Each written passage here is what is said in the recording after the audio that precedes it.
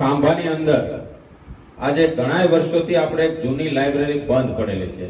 ખાંભામાં વર્ષોથી જે વસ્તુની જરૂર હતી, આ ગ્રંથાલયની શું વિશેષતા છે? તમારા મનમાં પ્રશ્નો હશે ઘણા બધા છોકરાઓના મનમાં. ખાંભામાં આપણે ગયા ટાઈમ હંકારી નાખ્યો છે ને રિબેન. હેલો મિત્રો, કેમ છો બધા? મજા છે. આપણો બ્લોગ બધા જોતો એમ મજા છે. આપણે કેટલા દિવસ પછી આપણે યુટ્યુબમાં વિડીયો મૂકીએ છીએ, કેમ કે હમણાં મૂક્યો નહોતો. આજે આપણે આવી ગયો છું લાઇબ્રેરી છે ખાંભામાં. આપણે કેમ કે કેટલા સમયમાં ખાંભા તાલુકામાં લાઇબ્રેરી નથી. આપણે લાઇબ્રેરી થઈ ગઈ, પહેલાં હતી પણ એ બધી શરૂ નથી. પણ ને હવે આપણે જો જ્યારે હું લાઇબ્રેરીમાં આવી ગયો ખાંભા, જો કાંક આવું કાંક ડેકોરેશન કર્યું છે ને આપણે જો આ પુસ્તકો છે બધા. હા, તમે જોઈ શકો છો. અને કંઈ ઘટે નહીં, બધી તૈયારી છે અત્યારે. ને આપણે અત્યારે 2 વાગી જાય એટલે આપણે 2 તો વાગી જશે એટલે અઢી વાગે આપણું ઉદ્ઘાટન છે. તો આપણો ઓલો બતાવું.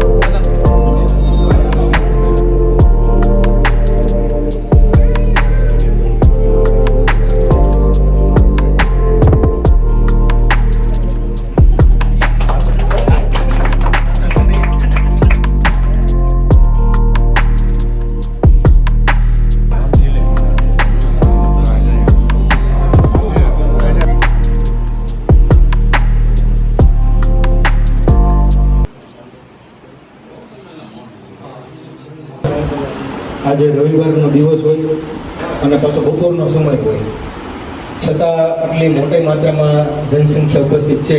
એકવાર તમારી માટે તાળી પાડી નાખો તમે પોતે એકવાર. બરોબર ને?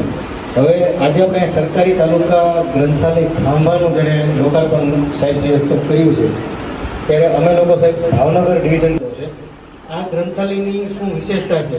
તમારા મનમાં પ્રશ્નો હશે ઘણા બધા છોકરાઓના મનમાં કે ભાઈ કેટલી ફી છે, કયા પુસ્તકો છે, કે સંચાલન કેવી રીતે થાય છે, ક્યારે ચાલુ રહેશે, સમય શું છે? તે તમામ સવાલના જવાબ માટે પહેલાં એક ઓવરવ્યૂ દેવા માટે ભાવનગરના મદદનીશ નમસ્કાર ઉપસ્થિત પદાધિકારી અને અધિકારી, મારા કર્મચારીગણ અને આપ સૌ. રમતગમત અને યુવા સંસ્કૃતિ પ્રવૃત્તિ વિભાગના ગ્રંથાલય ખાતા હસ્તક આ ગ્રંથાલયનું સંચાલન થાય છે, જેમાં બાળકોથી માંડીને વૃદ્ધો સુધીના તમામ વયોજૂથના લોકો આ ગ્રંથાલયનો લાભ લઈ શકશે. જેમ કે બાળકોના બાળ વાર્તાના પુસ્તકો છે, યુવાનો સ્પર્ધાત્મક પરીક્ષાની તૈયારી એના પુસ્તકો છે, બાળકો માટે વૃદ્ધો માટે પણ ધાર્મિક ગ્રંથો, સંદર્ભ ગ્રંથો બધું અહીંયા ઉપલબ્ધ છે, પુસ્તકો છે. તો અહીંયા બધી રીતે વયજૂથના લોકો લાભ લઈ શકે. ખાસ કરીને આ લોકાર્પણનો પ્રસંગ છે, તો આપ સૌને એ વિનંતી કરું કે આ ગ્રંથાલયનો ભરપૂર માત્રામાં ઉપયોગ થાય. આપણે બહાર જોઈએ છીએ કે 1500 રૂપિયા દઈને પ્રાઇવેટ લાઇબ્રેરીઓમાં તમે જતા હો છો વિદ્યાર્થીઓ, તો એ વિદ્યાર્થીઓ માત્ર અહીંયા 2 રૂપિયા લાઇબ્રેરી ફી ભરશે અને અહીંયા લાભ લઈ શકશે. તો આપ સૌ નગરજનો અને તમને વિનંતી કરું છું કે આ ગ્રંથાલયનો ભરપૂર માત્રામાં ઉપયોગ થાય અને લોકો વાંચન અભિમુખ થાય. અસ્તુ. ખૂબ ખૂબ આભાર સાહેબ. આ ગ્રંથની ફી તમે સાંભળી છે, પાછળથી સાંભળો બધાને. 110 રૂપિયા 5 વર્ષની ફી છે. કેટલી? પ્રાઇવેટ લાઇબ્રેરીમાં તમે ક્યાંય અમરેલી કોઈ જિલ્લા લેવલે તમે જશો તો 1000 થી 1500 રૂપિયા ફી છે. અને તમને ચોપડા નહીં આપે. છોકરાઓને ખાસ ખબર છે, ચોપડા ઘરેથી લઈને જાઓ ને ત્યાં ખાલી વાંચવા જવાનું. અહીંયા તમને ચોપડા અહીંયાથી મળી જશે ને બેસો અહીંયા થશે ને વાંચી તમે અહીંયા આપો. 110 રૂપિયા સરકાર શ્રી 5 વર્ષ માટે ડિપોઝિટ પેટે ફી લેશે. એમાંથી 2 રૂપિયા ચાલે રાખશે ને બાકીના પૈસા તમને પાછા આપી દેશે. એકવાર સાહેબ શિવાભાઈ સુદાન સાહેબ હસ્તક જે આપણે ઓપનિંગ કર્યું છે સાહેબ, આજ રવિવારનો દિવસ હોય, આપણે અહીંયા સમય છે, તો આ મોકા પર શિવાભાઈ સાહેબને હું કહું કે 2 શબ્દો.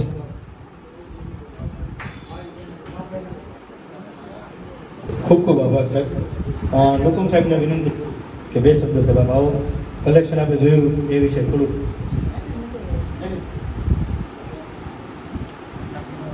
ખાંભાના અહીંયા ખરેખર નહોતી લાઇબ્રેરી જોવા તમે પ્રમુખ સાહેબ કીધી માત્ર 1 મહિનાથી સમય નથી થયો અને પ્રમુખ સાહેબે આવડી મોટી લાઇબ્રેરી અને આગેવાનોની સહાયથી આ લાઇબ્રેરી ઊભી કરી દીધી. એટલે ખરેખર બહુ મોટી વાત કહેવાય અને એના આગેવાનો ખરેખર બહુ એક્ટિવ કહેવાય.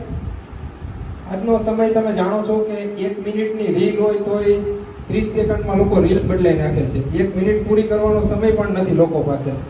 એવા સમયે ગ્રંથો પડ્યા છે તો એમની માટેના પુસ્તકો છે. અને કોઈ હવે વડીલ એવા છે કે ભાઈ એને કોઈ પુસ્તક લેવા દેવા હોય તો છાપા જ વાંચવા હોય તો અહીંયા છાપાય આવશે.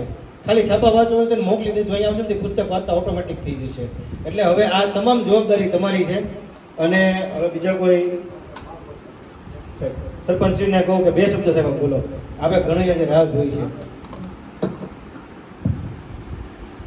આજના રમત યુવા વિભાગ અને સાંસ્કૃતિક પ્રવૃત્તિઓ વિભાગ ગ્રંથાલય દ્વારા આયોજિત ખાંભા ગામે લાઇબ્રેરીના ઉદ્ઘાટન પ્રસંગમાં ઉપસ્થિત આપણા તાલુકા પંચાયતના પ્રમુખ ભાઈ શ્રી શિવલાલ સુદાણી, જિલ્લા પંચાયતના સદસ્ય એવા મુકેશભાઈ માંગરોળિયા તેમજ ભાઈ શ્રી રમેશભાઈ જાદવ, આપણા આરએફઓ માનની શ્રી નકુમ સાહેબ, અમારા વડીલ મુરબ્બી એવા વિપુલભાઈ શેલડિયા, રમેશભાઈ જાદવ, અમીરભાઈ ભરવાડ, આઈસભાઈ જોશી અને ગામમાંથી પધારેલા તમામ વડીલો, યુવાનો. ખાંભાની અંદર આજે ઘણા વર્ષોથી આપણે એક જૂની લાઇબ્રેરી બંધ પડેલી છે સાહેબ. અમારે ખાંભાની અંદર લાઇબ્રેરીની જગ્યા પણ છે. લાઇબ્રેરી તદ્દન હાલત અત્યારે ખંડેર હાલતમાં છે, પરંતુ એની અંદર પૌરાણિક અને જે કહેવાય ને ઐતિહાસિક પુસ્તકો એનો ભંડાર પણ પડેલો છે. પરંતુ કમનસીબે અમારા ખાંભાનું એક એવું ઓલું થયું છે કે જે આ લાઇબ્રેરી શરૂ નથી કરી, તે બદલ અમે પણ સૌ આગેવાનો પણ દિલગર છીએ. અને આજે આપ જે આગેવાનો આપ જે અધિકારીઓએ અહીંયા લાઇબ્રેરી શરૂ કરી છે તે બદલ આપનો પણ અમે ખૂબ ખૂબ આભાર માનીએ છીએ. અધિકારીઓ અને બધાને મારા નમસ્કાર.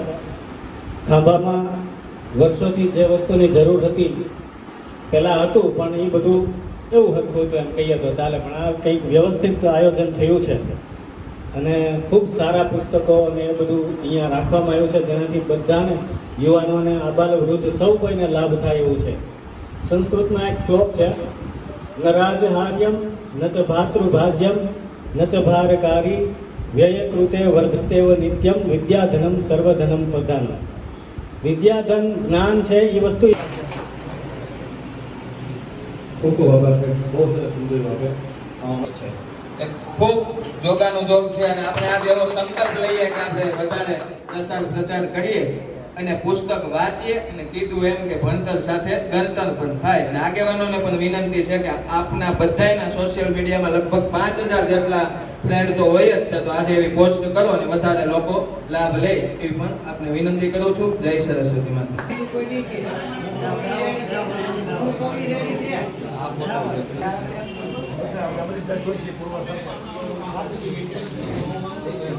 ફોટો લેવો